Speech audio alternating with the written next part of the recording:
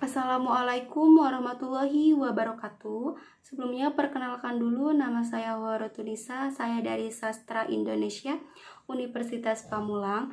Di sini saya akan menjawab pertanyaan yang diberikan oleh Bapak Zamzam. Di sini beliau ngasih pertanyaan, ada sekitar 4 pertanyaan. Nah, sebelumnya saya kasih tahu dulu di sini mata kuliahnya yaitu mata kuliah pragmatik ya. Langsung aja, untuk pertanyaan yang pertama itu, pentingnya pragmatik dalam ilmu bahasa. Di sini saya jelaskan dulu ya, pragmatik itu. Pragmatik merupakan cabang ilmu linguistik yang mempelajari hubungan antara konteks luar bahasa. Nah, pentingnya pragmatik dalam ilmu bahasa ini tentulah sangatlah penting, karena pragmatik di sini mempelajari pemakaian bahasa yang dikaitkan dengan konteks pemakaiannya, baik konteks pemakaian bahasa dalam komunikasi, hubungan antar kalimat, situasi dan waktu yang ujarannya dalam kalimat tersebut, kayak gitu. Jadi sangatlah penting ya yang namanya pragmatik dalam ilmu bahasa ini, karena berkaitan yang namanya dengan konteks bahasa. Seperti itu menurut saya. Untuk pertanyaan yang kedua, manfaat belajar pragmatik secara teoritis dan praktis. Tentu jika kita mempelajari yang namanya pragmatik, di sini sangat banyak amat manfaatnya yang dapat kita pelajari kayak gitu. Nah, jika kita mempelajari pragmatik ini, kita juga dapat bertutur kata tentang makna yang dimaksudkan oleh orang tersebut. Jadi kita dapat mengetahui tindak tutur yang dimaksudkan oleh orang tersebut kayak gitu jika kita mempelajari yang namanya ilmu pragmatik. Kayak gitu. Itu salah satu dari manfaat pragmatik jika kita mempelajarinya. Kayak gitu.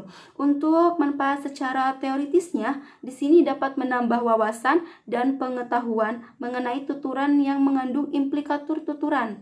Jadi dapat menambah wawasan dan pengetahuan juga bagi kitanya yaitu. Nah, terutama mengenai tuturan yang mengandung implikatur tuturan seperti itu. Nah, di sini juga ada manfaat secara praktisnya. Manfaat secara praktisnya sama, dapat menambah wawasan, pengetahuan, dan tentunya pengalaman juga jika kita mempelajari yang namanya ilmu pragmatik kayak gitu. Nah, di sini juga dapat berbahasa Indonesia dengan baik, benar, dan sopan. Ini penting banget terutama bagi siswa-siswi yang masih bersekolah kayak gitu. Untuk mempelajari pragmatik ini tentu sangatlah bagus kayak gitu. Jadi kita bisa dapat mengetahui bagaimana yang namanya berbahasa Indonesia dengan baik dan benar, yang sopan, bertindak tutur kata yang baik dan benar tuh seperti apa kayak gitu. Nah, untuk selanjutnya, hal-hal penting apa saja yang perlu dipahami dalam pragmatik?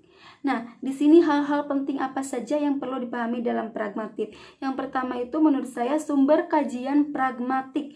Di sini sumber kajian pragmatik itu seperti ada filsafat kebahasaan. Filsafat kebahasaan ini mempelajari bahasa dari sudut pandang suatu ungkapan. Seperti itu. Nah, untuk yang keduanya, sosiolinguistik mempelajari bahasa dari sudut pandang pemakaian di dalam masyarakat kayak gitu. Jadi kita dapat mengetahui sudut pandang seperti apa yang digunakan dari masyarakat tertentu kayak gitu. Nah, yang selanjutnya variasi bahasa. Variasi bahasa di sini selalu menyusun dengan konteks dengan keadaan. Jadi variasi bahasa ini menyesuaikan dengan konteks dan keadaannya kayak gitu. Jadi kita dari bermacam-macam masyarakat contohnya mempunyai variasi dan konteks bahasa tersendiri seperti itu. Nah, di sini juga ada tindak tutur. Tindak tutur itu ada tindak tutur lokusi, ilokusi, dan perlokusi. Ada juga konsep pragmatik seperti itu. Itu kurang lebihnya dari hal-hal yang perlu dipahami dalam pragmatik, kurang lebih seperti itu. Nah, untuk selanjutnya istilah-istilah yang paling sulit diingat dalam pragmatik. Istilah-istilah yang paling sulit diingat dalam pragmatik itu menurut saya itu istilah deixis. Saya kurang memahami yang namanya deixis di sini kayak gitu. Jadi kurang paham yang namanya deixis. Nah, deixis ini kan apabila sebuah kata dikatakan bersifat deixis, maka kata tersebut berganti-ganti pada siapa yang menjadi si pembicara dan tergantung pada saat dan tempat yang dituturkannya kata tersebut.